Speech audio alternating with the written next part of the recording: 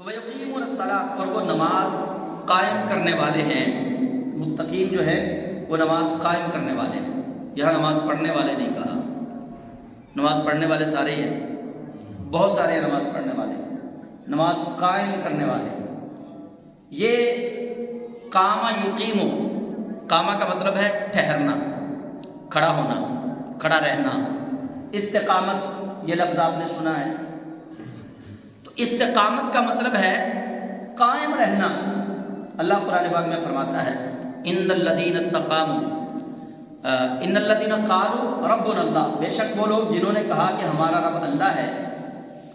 ثم استقاموا، پھر وہ اس پر استقامت اختیار کر کے. تتنزل علیہم الملائکہ، اللہ ان پر فرشتے نازل فرماتا ہے جو ان کی مدد کرتے ہیں. تو گویا استقامت جو ہے وَيُقِيمُونَ الصَّلَاةَ، نماز کے اندر جو وعدے اللہ سے کیے، نماز کے اندر جو التجائے اللہ سے کی، اور نماز کے شروع کرنے سے پہلے جو نماز کی شرائط ہیں، نماز کے اندر جو نماز کی شرائط ہیں، اور نماز کے بعد جو نماز کی شرائط ہیں، اگر ان پر پورا اترا تو سمجھ لو یہ نماز قائم کرنے والا ہے. نماز بندہ آیا، اس نے وضو کیا، وضو کر کے نماز ادا کی، ہم کہتے ہیں جی نماز پڑھی. ہم سے کوئی پوچھے اس نے نماز پڑھی؟ وہ کہتے ہیں ہاں جی اس نے نماز پڑھی. نبی کریم صلی اللہ علیہ وسلم نے فرمایا تم میں سب سے بدترین چور نماز کا چور ہے. صحابہ نے عرض کی یا رسول اللہ نماز کے اندر چوری؟ فرمایا ہاں نماز کے اندر بھی چوری ہے. فرمایا بدترین چور ہے جو نماز کا چور ہے. گویا جو نماز کا چور ہے وہ نماز قائم کرنے والا نہیں ہے. جو نماز کا چور ہے وہ نماز قائم کرنے والا نہیں ہے. نماز کی چوری کیا ہے؟ نبی علیہ السلام نے فرمایا نماز کے ارکان صحیح طریقے سے ادا نہ کرنے والا، نماز کو جلدی جلدی ادا کرنے والا، فرمایا یہ نماز کا چور ہے. جو الفاظ کی رعایت نہ کرے، الفاظ صحیح طریقے سے اس کے منہ سے ادا نہ ہو، نماز کے ارکان اس کے صحیح نہ ہو، اس کو قیام کے اندر ہاتھ باندھنے کا درست طریقہ نہ پتہ ہو، رکوع کرنے کا درست طریقہ نہ پتہ ہو، سجود کا پتہ نہ ہو، تشہد پہ بیٹھنے کا پتہ نہ ہو، اس کی نماز قائم نہیں ہوگی. یہ نماز کا چور ہے. نماز سے پہلے بھی نماز کی کچھ شرائط ہیں. وہ اقبال رحمۃ اللہ علیہ نے اسی کی طرف اشارہ کیا ہے، تیرا دل تو ہے صنم آشنا، تجھے کیا ملے گا نماز میں. یہ نماز کی پہلی شرط ہے کہ اپنے دل سے بت نکال کے تب اللہ کے حضور آنا ہے. نماز قائم کرنا یہ ہے کہ نماز اللہ کے حضور کھڑے ہونا، اللہ کے دربار میں کھڑے ہونا ہے. اللہ کے دربار میں کھڑے ہونے سے پہلے اپنے دل کا میل کچیل جو ہے اس کو باہر نکال کے آنا ہے، اپنے دل کو صاف کر کے آنا ہے. نماز قائم کرنا بڑا مشکل کام ہے. نماز قائم کرنا بڑا مشکل کام ہے. نماز پڑھنا تو بڑا آسان ہے، میں بھی پڑھتا ہوں، آپ بھی پڑھتے ہیں، اور نماز قائم کوئی کوئی کرتا ہے. وہ حضرت سلطان العارف نے فرماتے ہیں نا کہ زے زبانی کلمہ ہر کوئی پڑھتا، دل دا پڑھتا کوئی. زبان سے تو سارے پڑھ لیتے ہیں، جو دل سے پڑھی جائے وہ نماز قائم ہوگی. کیونکہ رسول خدا سرور انبیاء صلی اللہ علیہ وآلہ وسلم آپ فرماتے ہیں کہ نمازی جب نماز پڑھتا ہے نا تو وہ اپنے رب سے چپ کے باتیں کرتا ہے. یہ کوئی چھوٹا مقام نہیں ہے. نماز پڑھنا چھوٹی بات نہیں ہے. یہ اللہ کی بہت بڑی توفیق ہے کہ اللہ سجدوں کی توفیق دے دے، اللہ اپنے حضور جھکنے کی توفیق دے دے. یہ بہت بڑی سعادت ہے. یہ ان سے پوچھو کہ جو بیماری کی حالت میں بستر پر کرا رہے ہیں اور نماز کے لیے تڑپ رہے ہیں کہ کاش ہمیں صحت ملے، اللہ سے وہ دعا مانگتے ہیں. اور بلکہ بہت سارے ایسے بے نمازی جو قبروں میں چلے گئے وہ اللہ سے کہتے ہیں کہ مولا ہمیں مہلت دے، دنیا میں واپس جائیں پھر نماز پڑھ کے آئیں. تو گویا نماز پڑھنے میں اور نماز قائم کرنے میں بھی فرق ہے. میں اور ذرا آسان کر کے آپ کو سمجھا دیتا ہوں. عبداللہ ابن ابی نے نماز پڑھی ہے، سیدنا صدیق اکبر نے نماز قائم کی ہے. یہ مختصر اگر آپ نے سمجھنا ہے نماز پڑھنے میں اور نماز قائم کرنے میں کیا فرق ہے. عبداللہ ابن ابی نے نماز پڑھی ہے، سیدنا ابوبکر صدیق نے نماز قائم کی ہے، سیدنا عمر نے نماز قائم کی ہے، سیدنا عثمان نے نماز قائم کی ہے، مولا علی کرم اللہ تعالیٰ وجہہ الکریم نے نماز قائم کی ہے. جنہوں نے نماز قائم کی وہ محبوب خدا کے بھی محبوب بن گئے اور رب العالمین کے بھی محبوب بن گئے۔ اور جنہوں نے فقط نماز پڑھی، جنہوں نے پڑھنے سے تعلق رکھا، وہ عبداللہ ابن ابی رہ گئے۔ اس نے نماز قائم نہیں کی۔ میں نے ابھی آپ کو بتایا کہ نماز پڑھنے سے پہلے بھی کچھ شرطیں ہیں۔ یہ نہیں کہ آپ نے طہارت کی، وضو کیا، آئے نماز پڑھی چلے گئے، نماز پڑھی گئی۔ نہیں، نماز سے پہلے بھی کچھ شرطیں ہیں۔ اپنے دل سے غیر خدا کی محبت کو نکال دینا اور رسول اللہ صلی اللہ علیہ وسلم کی محبت کو شامل کر لینا، یہ نماز کے شروع کرنے سے پہلے کی اولین شرط ہے۔ ورنہ اگر حضور سید الانبیاء صلی اللہ علیہ وسلم کی کامل محبت دل میں نہیں ہے، عبداللہ ابن ابی کا پیروکار ہو اور وہ عبداللہ ابن ابی کی طرح نمازیں پڑھنے والا ہو، اس کی زبان پہ یہ ہو کہ اللہ نے نبی پاک علیہ السلام کو کوئی علم نہیں دیا، اگر حضور کو علم ہوتا تو ان کی چارپائی کے نیچے کتا تھا تو ان کو کتے کا پتہ کیوں نہیں چل گیا، اگر نبی کو غیب کا علم تھا تو نبی کو اپنے گھر کے اندر تصویروں کا پتہ کیوں نہیں چل گیا، اگر نبی کو غیب کا علم تھا تو سیدہ عائشہ صدیقہ پہ تہمت لگی تو نبی نے بتا کیوں نہیں دیا۔ جب یہ باتیں کر کے رسول خدا کے علم پر تنقیص والے حملے کر کے نماز پڑھنے کے لیے آئے گا، مجھے بتائیے کہ خاک نماز اللہ کی بارگاہ میں قبول ہونی ہے؟ اس کا تو عقیدہ ہی نہیں رسول اللہ کے بارے میں اچھا۔ نماز قائم کس کی ہوگی؟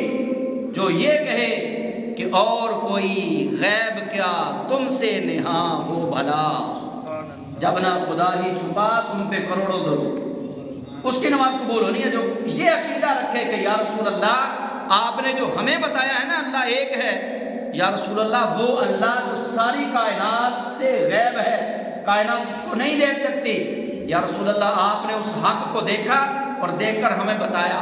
آقا آپ کی ذات وہ ذات ہے جس سے اللہ وحدہ لا شریک غیب نہیں رہا، مالک نے اپنے جلوے آپ کو دکھا دیے۔ پھر نماز پڑھے اور نماز پڑھنے سے پہلے عقیدہ یہ رکھے کہ اللہ نے ساری دنیا کے اندر جتنے نبی آئے ان کو علم کی خیرات اللہ نے عطا کی ہے، لیکن سب سے زیادہ علم اللہ نے اپنے محبوب کو عطا فرمایا۔ پوری کونین میں جتنا علم اللہ نے آج تک دیا، سب سے زیادہ علم اللہ نے اپنے محبوب کو عطا کیا ہے، اور کونین میں جتنے اختیارات اللہ نے نبیوں کو دیے، ولیوں کو دیے، سب سے زیادہ اختیارات اللہ نے اپنے محبوب کریم صلی اللہ علیہ وسلم کو عطا کیے۔ جب تک عقیدہ درست نہیں ہوگا تو وَيُقِيمُونَ الصَّلَاةَ پر پورا نہیں اترا جائے گا۔ اگر آپ چاہتے ہیں کہ وَيُقِيمُونَ الصَّلَاةَ کی جو تفسیر ہے کہ متقی وہ ہیں جو نماز قائم کرنے والے ہیں، اگر آپ ان نماز قائم کرنے والوں کی صف میں کھڑا ہونا چاہتے ہیں تو اپنا سب سے پہلے عقیدہ درست کریں۔ اگر عقیدہ درست ہے تو نماز قائم ہوگی، اگر عقیدہ درست نہیں ہے تو نماز قائم نہیں ہوگی، نماز پڑھی ضرور جائے گی۔ عبداللہ ابن ابی، یار کون سی کمی تھی اس میں؟ آپ صاحبان علم و دانش بیٹھے ہیں، عبداللہ ابن ابی نے داڑھی رکھی ہوئی تھی، سفید رنگ کے کپڑے بھی پہنتا تھا، کبھی کبھی پگڑی بھی پہنتا تھا، سر سے ننگا نہیں تھا وہ، اور ہاتھ کے اندر تسبیح بھی ہوتی تھی۔ اور زمانہ کس زمانے میں ہوا؟ رسول اللہ کے زمانے میں۔ اس سے اچھا زمانہ تو کسی کو نہیں مل سکتا اب قیامت تک، جو رسول اللہ کا زمانہ ملا، اس سے اچھا زمانہ اب نہیں مل سکتا کسی کو۔ وہ خیر والا زمانہ تھا، رسول اللہ کا زمانہ ہے، رسول اللہ کی ذات اطہر موجود ہے، اس کے باوجود عبداللہ ابن ابی نماز پڑھ تو رہا ہے، قائم نہیں ہو رہی۔ قرآن پاک نے اس کو متقین میں ذکر نہیں کیا، مفلحون میں ذکر نہیں کیا، صادقون میں ذکر نہیں کیا، قرآن پاک نے اس کو منافقون اور منافقین میں اس کا ذکر کیا ہے۔ یہ نماز پڑھتا تھا، سیدنا ابوبکر صدیق، سیدنا عمر، سیدنا عثمان، مولا علی، دیگر صحابہ وہ نماز قائم کرتے تھے۔ نماز پڑھنا اور نماز قائم کرنا، اللہ ہمیں نماز قائم کرنے کی توفیق عطا فرمائے کہ نماز پڑھنے سے پہلے ہم اللہ اور اس کے رسول صلی اللہ علیہ وسلم سے اپنی لو لگا لیں۔ اگر ہم وہاں تک پہنچ نہیں نہ سکتے، ان کے مقام اور مرتبے کو صحیح طریقے سے سمجھ نہیں سکتے، بس ان کے مقام و مرتبے کو سمجھنے کی جستجو اور محبت اپنے دل میں پیدا کر لینا، اور یہ یقین رکھنا کہ کائنات میں نہ کوئی اللہ جیسا رحمان و رحیم الہ ہے اور نہ کوئی محبوب خدا حضرت محمد مصطفیٰ صلی اللہ علیہ وسلم جیسا اللہ کا حبیب ہے۔ یہ عقیدہ رکھنا بھی بڑا واضح عقیدہ ہے۔ پھر نماز پڑھے گا تو نماز قائم ہوگی، اور نماز قائم کرنے کی اور بھی شرطیں ہیں۔ ماں باپ کو تنگ کر کے نماز پڑھی تو نماز پڑھی ہے، قائم نہیں کی۔ بھائیوں کا دل دکھا کے، ان کا حق کھا کے، چھوٹوں کو تکلیف دے کے، بہنوں کا حق کھا کے اگر نماز پڑھی ہے تو فقط نماز پڑھی ہے، نماز قائم نہیں کی۔ نماز دراصل مالک کی عدالت میں کھڑے ہونے کا نام ہے۔ سیدنا صدیق اکبر رضی اللہ تعالیٰ عنہ نماز پڑھتے تو جسم پہ ایسا لفظہ طاری ہوتا اور پسینہ آتا کہ بعد از نماز حضرت سیدنا ابوبکر صدیق رضی اللہ تعالیٰ عنہ ان کے کپڑے کو پکڑ کے نچوڑا جاتا تو پانی زمین پہ گرتا، پسینے سے شرابور ہو جاتے۔ یہ نماز قائم کر رہے تھے نا وہ۔ آپ سے پوچھا گیا کہ جناب نماز پڑھتے ہوئے اتنا پسینہ، آپ پسینے سے شرابور ہو جاتے ہیں؟ آپ فرماتے ہیں یہ خوف کا پسینہ ہے، مالک الملک کی عدالت میں کھڑے ہونا یہ آسان کام نہیں ہے۔ یہ ہے نماز قائم کرنا۔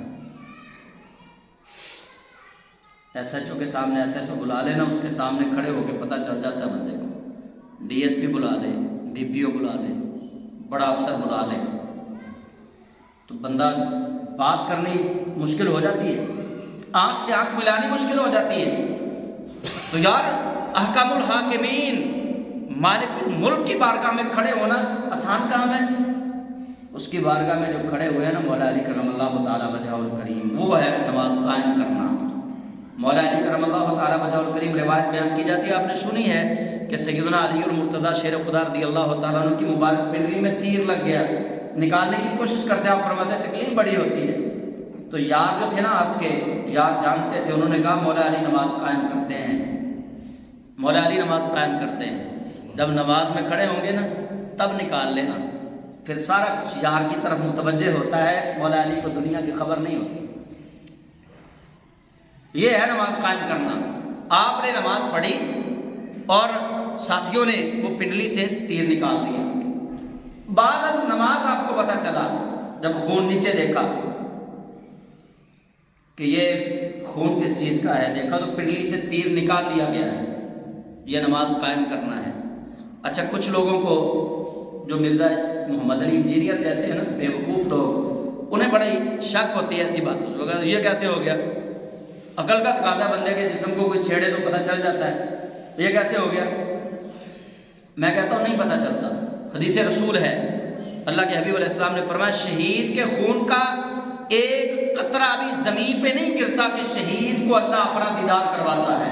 اور شہید جب اللہ کو دیکھ رہا ہوتا ہے، اللہ کی زیارت کر رہا ہوتا ہے تو شہید کے جسم کے ٹکڑے ٹکڑے بھی کر دیے جائیں اس کو خبر نہیں ہوتی۔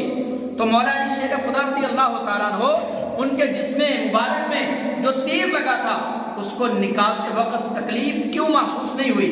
اس لیے کہ مولا علی کرم اللہ تعالیٰ وجہہ الکریم آپ نماز قائم کرتے تھے، اور رسول خدا سرور انبیاء نے فرمایا کہ نماز احسان کی تعریف کی، صحیح بخاری کی حدیث ہے، حضور نے فرمایا احسان یہ ہے کہ جب تو نماز پڑھے تو اللہ احکم الحاکمین کو دیکھے۔ جب تو نماز پڑھے تو جس کی نماز پڑھ رہا ہے اس کو دیکھے، اور پھر جو اللہ کے جلووں میں گم ہو، اللہ کے جلووں میں جو گم ہو، جو اللہ کو دیکھ رہا ہو، تو بتائیے اس کو پھر تکلیف ہوگی؟ تو یار یہاں تو یوسف علیہ السلام کو مصر کی عورتیں دیکھ لے اور ہاتھ کاٹ لے، انہیں خبر نہیں ہوتی، انہیں تکلیف نہیں ہوتی۔ میں تو اللہ کے دیدار کی بات کر رہا ہوں۔ جناب یوسف کا دیدار کریں مصر کی عورتیں اور انگلیاں کاٹ لیں، ان کی انگلیاں کٹ جائیں، انہیں خبر نہیں ہوتی، انہیں تکلیف نہیں ہوتی کہ انگلیاں کٹ گئی۔ میں تو یہ بتا رہا ہوں کہ مولا علی نماز پڑھ رہے تھے، آپ کی پنڈلی میں تیر لگا، پہلے کوشش کی گئی، آپ فرماتے مجھے تکلیف ہوتی ہے، لیکن یاروں نے بتایا کہ تکلیف ان کو اب ہو رہی ہے۔ جب یہ مالک کی بارگاہ میں کھڑے ہوتے ہیں نا پھر جستجو ادھر ہوتی ہے، پھر توجہ ادھر ہوتی ہے، پھر ان کا دل اور دماغ ادھر ہوتا ہے، پھر مولا علی کرم اللہ تعالیٰ وجہہ الکریم اللہ سے باتیں کر رہے ہوتے ہیں، پھر دنیا کی خبر نہیں ہوتی۔ جب یہ نماز میں کھڑے ہوں گے نا تب تیر نکال لینا، تب ان کو تکلیف نہیں ہوگی۔ تو حضرات ذی وقار میں بتانا یہ چاہ رہا ہوں کہ نماز پڑھنا یہ ہے جس طرح، نماز قائم کرنا یہ ہے جس طرح مولا علی نے قائم کی ہے، یہ نماز قائم کرنا ہے۔ تو نماز ہم پڑھتے ہیں، نماز پڑھا بھی کریں اور ساتھ اس کو قائم رکھنے کی کوشش بھی کیا کریں کہ ہم نے نماز کو قائم کرنا ہے۔ نماز اللہ کی عدالت ہے. اللہ کے گھر میں ہی ہم کیوں آتے ہیں؟ نماز تو ہم گھر میں بھی پڑھ سکتے تھے. الذین یقیمون الصلاۃ، نماز قائم کرنا کیا ہے؟ مسجدیں کیوں بنائی گئی؟ مسجدیں کیوں بنائی گئی؟ اب میرے گھر سے ذرا مسجد دور ہے، کبھی کبھی مجھے گھر میں نماز پڑھنی پڑ جاتی ہے، لیٹ ہو جاؤں تو نماز کا وقت جا رہا ہو. اچھا میں آپ کو بتاتا ہوں یہ حکمت کیا ہے مسجد میں نماز پڑھنے کی. بندہ گھر میں نماز پڑھ رہا ہو نا، بچوں کے شور کی آواز یا بچے کے رونے کی آواز آتی ہے تو خیالات مطلب یہ ہو جاتے ہیں کہ شاید گھر والے بچے کو پکڑ نہیں رہے، شاید گھر والوں کی توجہ ادھر نہیں ہے. مطلب 100 طرح کے خیالات گھر کے اندر ہی رہتے ہیں بندے کو. جب بندہ مسجد تک جاتا ہے اب گھر سے اس کا رشتہ ختم ہو گیا، بچوں سے رشتہ ناتا ختم، فیملی سے اب تعلق ٹوٹ گیا اس کا. یہ چند لمحے کی جو اس نے جدائی اختیار کی ہے نا، چند لمحوں کی جدائی ہے گھر والوں سے، اس جدائی کا بھی اللہ اس کو اجر عطا فرماتا ہے. اب مسجد میں ہے، آپ مسجد میں بیٹھے ہیں، گھر میں کیا ہو رہا ہے آپ کو نہیں پتا. اللہ توکل چھوڑ کے آگے، آپ کو پتا ہے نا ہونے کو تو آنے واحد میں بڑا کچھ ہو جاتا ہے. آپ مسجد میں آ گئے، گھر میں کیا ہو رہا ہے آپ کو نہیں پتا، اللہ کے سپرد کر کے آپ آ گئے. بس یہ جو اللہ کے سپرد کر کے آنا ہے نا، دراصل مسجد میں آنے کا ایک مقصد یہ بھی ہے، اللہ بندوں کو چیک کرنا چاہتا ہے کہ میری ذات پر ان کا توکل کیسا ہے. یہ میرے نام پہ گھر کو چھوڑ کے آتے ہیں یا نہیں آتے، اولاد کو چھوڑ کے آتے ہیں یا نہیں آتے، اپنا کام کاج چھوڑ کے آتے ہیں یا نہیں آتے. اللہ کریم چیک کرنا چاہتا ہے. الذین یقیمون الصلاۃ، وہ نماز قائم کرنے والے ہوتے ہیں جو متقی ہے. تو نماز قائم کرنا یہ ہے کہ اللہ کے لیے گھر بار چھوڑ کے، اولاد کو چھوڑ کے، کام کاج کو چھوڑ کے، کاروبار کو چھوڑ کے اللہ کے لیے چند لمحوں کے لیے آ جائیے، نماز قائم ہو جائے گی. یہ نماز قائم کرنا ہے. دل کو صاف کر کے آئیں، یہ نماز قائم کرنا ہے. اور پھر جب نماز میں کھڑے ہو جائیں پھر کاروبار کا حساب نہیں کرنا، پھر گھر کا نہیں سوچنا کہ گھر میں کیا ہو رہا ہے یا کیا جا کے کرنا ہے، پھر یہ نہیں سوچنا. سب سے بہترین چیز یہ ہے کہ نماز کا ترجمہ یاد کر لیں. جو نماز کے اندر صورتیں دعائیں پڑھی جاتی ہیں ان کا ترجمہ یاد کریں، لفظ منہ سے ادا کریں اور ذہن کے اندر ان کا ترجمہ لے کر آئیں. تو نماز کے اندر وسواس سے آپ بچ جائیں گے. نماز کے اندر جو آپ کو خیالات آتے ہیں ان سے آپ بچ جائیں گے. پھر نماز پڑھنے کا لطف ہی کچھ اور ہے. جب آپ رکوع میں جا کے گئے نا، سبحان ربی العظیم، پاک ہے میرا رب، بڑی عظمت والا ہے. جب سجدے میں جا کے گئے نا، سبحان ربی الاعلیٰ، پاک ہے میرا رب، بڑا ہی اعلیٰ ہے، اس سے اعلیٰ کوئی نہیں. تو پھر مزہ ہی کچھ اور ہے نماز پڑھنے. پھر آپ اللہ سے باتیں کریں گے. تو نماز کا ترجمہ یاد کر لیں، ایک ایک لفظ کا ترجمہ یاد کریں. پھر نماز پڑھنے کا سرور ہی کچھ اور ہے. جب آپ الحمدللہ رب العالمین پڑھیں گے، قل ھو اللہ پڑھیں گے یا کوئی سورت پڑھیں گے، چند صورتیں 2-3 یاد کر لیں، ان کا ترجمہ یاد کر لیں، نماز کا مزہ ہی کچھ اور ہے. جب آپ التحیات للہ والصلوات والطیبات پڑھیں گے، بلکہ یہاں پہ جو ہے نا السلام علیکہ ایھا النبی ورحمۃ اللہ وبرکاتہ، یہاں تو بڑے بڑے محدثین مفسرین کہتے ہیں کہ جب یہاں پہنچو نا، السلام علیکہ، سلام ہو آپ پر اے اللہ کے نبی. جب یہاں پہنچو تو تمہارا بدن ادھر ہو لیکن تمہاری روح مدینہ منورہ پہنچ جانی چاہیے. اپنے آپ کو یوں سمجھو کہ میں رسول خدا صلی اللہ علیہ وسلم کی بارگاہ ناز میں کھڑا ہو کے کہہ رہا ہوں، السلام علیکہ ایھا النبی، السلام علیکہ ایھا النبی، آپ پر سلام ہو اے اللہ کے نبی. ایسے سلام پڑھنا ہے، ایسے سلام کہنا ہے. پھر مزے نماز کا کچھ اور ہے جب آپ کو ترجمہ یاد ہوگا. اور پھر نماز کے اندر خیال آنا، یہاں یہ میں نماز سے ریلیٹڈ مسئلہ ہے بتا دوں.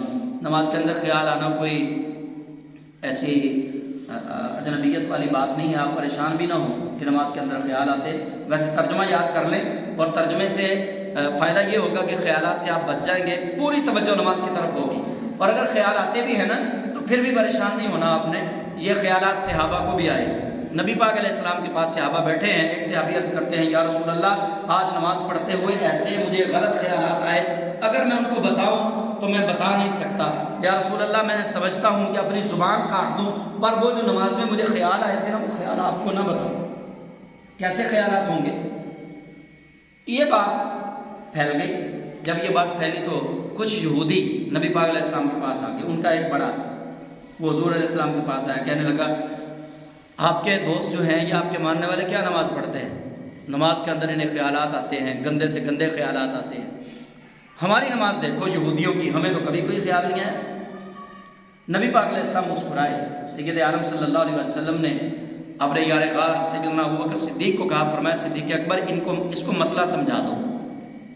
حضرت ابوبکر صدیق اس یہودی کو لے کر بیٹھ گئے، آپ نے 2 دائرے بنائے، فرمایا ایک یہ کمرہ ہے جس کے اندر ہیرے جواہرات ہیں، سونا چاندی ہے، اور ایک یہ کمرہ ہے جو خالی ہے، جس کمرے میں کچھ بھی نہیں۔ فرمایا بتاؤ چور کدھر آئے گا؟ وہ یہودی کہنے لگا اس کمرے کی طرف آئے گا جس کے اندر ہیرے ہیں، جواہرات ہیں، سونا ہے، چاندی ہے، موتی ہیں، اس کمرے کی طرف چور آئے گا۔ تو حضرت ابوبکر صدیق اس یہودی سے کہنے لگے تمہیں میں یہ بتانا چاہتا ہوں کہ مومن کے پاس نماز کے اندر شیطان کیوں آتا ہے، خیالات غلط کیوں آتے ہیں؟ فرمایا مومن کے پاس ہے ایمان والے موتی، ایمان کے ہیرے جواہرات، ایمان کا سونا، ایمان کی چاندی مومن کے پاس ہے۔ فرمایا شیطان آتا ہے، اس کی نماز کو خراب کرنے کی کوشش کرتا ہے، حتیٰ کہ وہ غلط قسم کے خیالات پیدا کرتا ہے، اور ایمان والا نماز پڑھتا ہی چلا جاتا ہے، پڑھتا ہی چلا جاتا ہے، حتیٰ کہ یہ اپنی نماز پوری کرتا ہے تو رب کریم اس کو 2 ثواب عطا کرتا ہے۔ ایک نماز پڑھنے کا ثواب اللہ دیتا ہے، دوسرا شیطان سے لڑنے کا ثواب بھی اللہ دیتا ہے۔ جو نماز کے اندر خیالات آتے ہیں اور پھر آپ اپنی نماز پوری کر دیتے ہیں۔ ایک صحابی نے جب عرض کیا نا یا رسول اللہ خیالات آئے، سرکار نے پوچھا، فرمایا پھر نماز تم نے مکمل کر لی یا چھوڑ دی؟ یا رسول اللہ نہیں، خیالات آتے رہے، میں نے نماز مکمل کی۔ تو نبی علیہ السلام نے فرمایا کہ پھر تو تیرے لیے انعام ہے کہ تجھے نماز پڑھنے کے 2 فائدے ملے، ایک اللہ کی نماز پڑھنے کا ثواب تجھے ملا، دوسرا شیطان سے لڑنے کا ثواب تجھے ملا۔ کہ شیطان غلط خیالات تیرے دل میں پیدا کر رہا تھا، اس کے باوجود تو اپنے رب کی اطاعت اور بندگی میں نماز پڑھتا رہا۔ تو خیالات آنا یہ کوئی بری بات نہیں ہے، نماز کے اندر آ جائیں تو کوئی مسئلہ نہیں، آپ پریشان نہیں ہونا، نماز پڑھتے رہا کریں۔ لیکن خیالات سے بچنے کا طریقہ یہ ہے کہ نماز کو ترجمہ کے ساتھ یاد کر لیں۔ تو مومنین کی دوسری صفت ہے الذین یقیمون الصلاۃ، مومن وہ متقی وہ ہے جو نماز قائم کریں۔ متقیوں کی دوسری صفت ہے نماز قائم کرنے والے، اور نماز قائم کرنے والے وہ ہیں جو نماز پڑھنے کے بعد، مسجد سے نکلنے کے بعد اپنی نگاہ پھر بھی نیچی رکھیں، غیر محرم عورت کو نہ دیکھیں۔ وہاں جب دیکھیں تو پھر خیال آئے کہ میں تو ابھی مالک کی بارگاہ میں حاضری لگا کے آیا، ابھی مالک کی بارگاہ میں حاضری لگا کے آیا۔ باہر نکل کے کسی کو تکلیف نہ دے، باہر نکل کے کسی کا حق نہ کھائے، کوئی اپنی زبان سے اور ہاتھ سے کسی کو تکلیف نہ دے۔ نماز قائم کرنا یہ ہے کہ اللہ کے بندوں کو اللہ کا بندہ سمجھا جائے، انہیں کوئی غیر مخلوق سمجھ کے ان سے ناروا سلوک نہ کیا جائے۔ اور تیسری صفت یہ ہے وَمِمَّا رَزَقْنَاهُمْ يُنْفِقُونَ، اور وہ اس میں سے جو ہم نے ان کو رزق دیا ہے وہ خرچ کرتے ہیں۔ یہ کتنی پیاری بات ہے، کتنی نسبت والی بات ہے۔ اللہ کی قسم اگر ہم اس کو سمجھیں نا تو اللہ نے، وہ پنجابی میں ہم کہتے ہیں نا کہ دوئی والی بات اللہ نے رکھی ہی نہیں ہے۔ پڑھ کے دیکھیے ذرا، یہ کتنا لطف آتا ہے وَمِمَّا، اور اس میں سے جو رزقناہم، ہم نے متقیوں کو دیا ہے نا، جو ہم نے متقیوں کو رزق دیا ہے نا، اس میں سے ينفقون، وہ خرچ کرتے ہیں۔ غیر اب کیا کہہ رہا ہے؟ اللہ کہہ رہا ہے جو تو خرچ کر رہا ہے نا میرا ہی ہے، تو یہ ہمارا ہی ہے، ہمارا ہی ہے۔ وہ اعلیٰ حضرت نے اشارہ کیا ہے نا، اعلیٰ حضرت نے میں تو مالک ہی کہوں گا کہ ہو مالک کے حبیب۔ نبی پاک سے کہتے ہیں اعلیٰ حضرت کہ میں تو آپ کو بھی یا رسول اللہ میں تو مالک ہی کہوں گا کہ ہو مالک کے حبیب، یعنی محبوب و محب میں نہیں میرا تیرا۔ محبوب اور محب میں میرے تیرے والی تو بات نہیں ہوتی۔ اللہ دیکھیے کتنی خوبصورت بات ہے، اللہ کہتا ہے وَمِمَّا رَزَقْنَاهُمْ يُنْفِقُونَ۔ رب فرماتا ہے متقی وہ ہیں جو اس میں سے دیتے ہیں جو ہم نے ان کو دیا ہے، جو ہم نے ان کو دیا ہے۔ وہ اللہ کہہ رہا ہے کہ بندے جو تو میرے راستے میں دے رہا ہے نا، یہ تیرا بھی ہے اور میرا بھی ہے، یہ وہی تو ہے جو میں نے دیا ہے۔ رزقنا، جو ہم نے دیا۔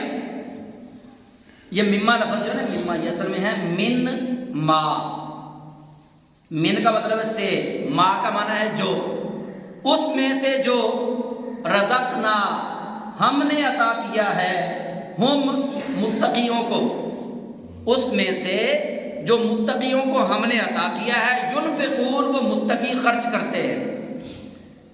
گویا متقی کی تیسری صفت یہ ہو گئی کہ متقی اپنے مال کو اپنا نہیں سمجھتا، وہ اپنے مال کو بھی خدا کا ہی سمجھتا ہے۔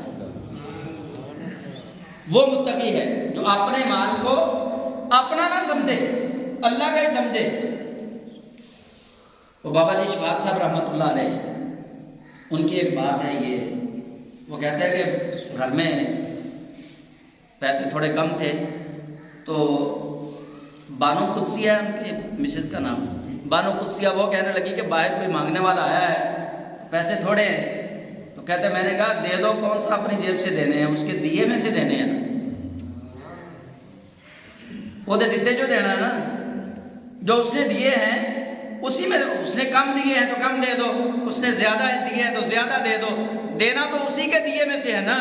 اصل چیز یہ ہے، اللہ، یہ بہت پیاری بات رب نے کی، اگر کوئی سمجھ لے، اللہ فرماتا ہے کہ متقی وہ ہے جو اپنے مال کو جب خرچ کرے تو یہ نہ کہے کہ میں نے دین کے لیے دیا ہے، میں نے یہ کیا ہے، بلکہ وہ یہ کہے کہ یار کے دیے میں سے میں نے یار کے راستے میں دے دیا ہے۔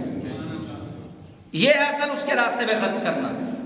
اور ہم دیکھ لیں کہ ہم کیسے خرچ کرتے ہیں، ہمیں تو جناب غشی تاری ہوتی ہے، ہاں جی، یقین نہیں ہے نا کام۔ وہ ایک میرے دوست ہے بزرگ، اللہ ان کو جنت عطا فرمائے، فوت ہو گئے، وہ کہا کرتے تھے کہ یار انے پیر نے، انے بابے، انے درویش، یہ زمین دا نظام پھر بھی درم برم، لوگوں دی پریشانیاں حل نہیں ہو رہی ہیں، لوگ مشکلات دے اندر مبتلا نے۔ وجہ کی ہے؟ وجہ یہی ہے کہ اسی دلوں یار نو منتے نہیں، بس وجہ ہے، کوئی وجہ نہیں ہو۔ ورنہ اگر اسی غربت دیکھیے نا تو صحابہ دا زمانہ اس زمانے نالوں زیادہ غریب سی۔ اگر اسی سہولتاں دیکھیے کہ صحابہ دے زمانے میں اس زمانے نالوں سہولتاں نہ ہونے کے برابر، اس کے باوجود خوشحال، اس کے باوجود استقامت دے پہاڑ، اس کے باوجود انہوں نے توکل اللہ، پہاڑ کو بھی زیادہ مضبوط توکل۔ وجہ کی سی؟ وجہ ایسی کہ وہ جدو خرچ کرتے سی نا، پھر گھر کا سارا مال چک کے حضور دے قدماں چ رکھ کے تے کہندے سی کہ ساڈے واسطے اللہ تے اللہ دا رسول کافی ہے۔ اس منزل کا مل جانا، اس کی عملی تشریح ہے الذین ومما رزقناہم ینفقون، کہ متقی وہ ہیں جو ہم نے ان کو دیا ہے اس میں سے خرچ کرتے ہیں۔ اللہ جو رزق دیتا ہے نا وہ حلال رزق ہوتا ہے۔ اب اس کی دوسری تفسیر سن لیں، اللہ جو رزق عطا کرتا ہے وہ حلال کا رزق ہوتا ہے، وہ حرام رزق اللہ عطا نہیں کرتا۔ یہ کوئی بندہ اس بھول میں نہ رہے کہ وہ مسجد کی اتنی خدمت کر رہا ہے، یا وہ کسی غریب کی اتنی خدمت کر رہا ہے، یا اس نے کسی یتیم کو اتنے پیسے دے دیے، یا مسجد پوری کی پوری تعمیر کر دی، یا اس کے اندر کوئی کمال ہے۔ نہیں نہیں، یہ یار کی مہربانی ہے کہ اس نے تمہارے پیسے قبول کر لیے، ورنہ آپ میں سے جتنے لوگ آپ بیٹھے ہوئے ہیں، کچھ لوگ کروڑوں پتی بھی ہوں گے، کچھ لوگ ارب پتی ہوں گے، کچھ لوگ لاکھوں پتی ہوں گے، کیا سارے پیسے آپ نے کبھی لگا دیے؟ ایسے نہیں لگا سکتے۔ توفیق اس کی ہونی، جب وہ توفیق دے گا تو بنے گا۔ ہم یہ، مجھے 14واں سال ہے یہ مسجد میں جمعہ پڑھاتے ہیں، 14واں سال شروع ہو چکا، 13 سال کمپلیٹ ہو گئے۔ 13 سال کے بعد یہ وضو خانہ بنا، ہم کوشش کرتے رہے۔ میاں شاہ صاحب 10-12 سال سے جمعہ پڑھتے رہے ہمارے پاس۔ پچھلے سال ان کے بھائی آئے، ان کا نام کیا تھا؟ جاوید صاحب۔ اچھا، پچھلے سال وہ آئے تو ہم نے ایسی بات کی عید کے موقع پہ، تو انہوں نے میاں شاہ صاحب کو کہا کہ چلیں ٹھیک ہے، ان کو کہہ دیں کہ یہ وضو خانہ ہم بنوا دیں گے۔ وضو خانہ بن گیا۔ کہنے کا مطلب ہے کہ 12 سال میں جو کام نہیں ہو سکا، عمران صاحب کے پاس پیسے نہیں تھے، اللہ کا شکر ہے بڑے پیسے تھے۔ صوفی احمد علی صاحب کے پاس پیسے نہیں تھے، اللہ کا شکر ہے بڑے پیسے تھے۔ اچھا، جس کے پیسے اللہ کو منظور تھے نا یہاں لگنے ہیں، اسی کے لگے 12 سالوں کے بعد۔ ٹھیک ہے، میں بات یہ کر رہا ہوں کہ یہ اللہ کی توفیق سے ہونا ہے، یہ کوئی نہ سمجھے کہ میں نے یہ کر دیا ہے، میں نے یہ کر دیا، نہیں نہیں، بندہ کچھ بھی نہیں کر سکتا اگر یار نہ چاہے۔ بس یہ جب مالک نے چاہنا ہے تو آپ کے پیسے آٹومیٹیکلی، آپ کا دل کرنا ہے کہ یار یہ مسجد کے لیے پیسے میں نے دینے ہیں۔ یہ ہمارے اسرار بھائی بڑے پریشان ہوتے ہیں، پچھلے جمعے مجھے کہہ رہے تھے کہ اس بار آپ نے تھوڑی سی بات کی ہے تو کافی پیسے ہو گئے، چلے مسجد کی کوئی نہ کوئی خدمت ہو جائے گی۔ میں نے تب بھی ان کو یہی جواب دیا تھا، یہ اللہ کی توفیق سے ہونا ہے۔ اللہ نے، بندہ نہیں کچھ بھی کر سکتا، اللہ کی توفیق سے ہونا ہے۔ جس کا یقین یہ ہے نا کہ وہ دیتے جو دینا ہے، بس وہی دے سکتا ہے، بس جس کا یہ یقین ہو جائے تو یہ بات یاد رکھ لیں کہ وہ دیتے جو دینا بس، تو بندے کا بیڑا پار ہے۔ وَمِمَّا رَزَقْنَاهُمْ يُنْفِقُونَ، قرآن کہتا ہے متقی وہ ہے جو غیب پر ایمان لائے، متقی وہ ہے جو نماز قائم کریں، اور متقی وہ ہے جو اللہ کے دیے ہوئے رزق میں سے اسی کے راستے میں خرچ کریں۔ اسی کے راستے سے مراد اس کے نام پہ خرچ کریں۔ تو یہ متقیوں کی 3 صفات جو ہے یہ سورہ بقرہ میں بیان ہوئی، سورہ بقرہ کی آیت نمبر 3 کے اندر۔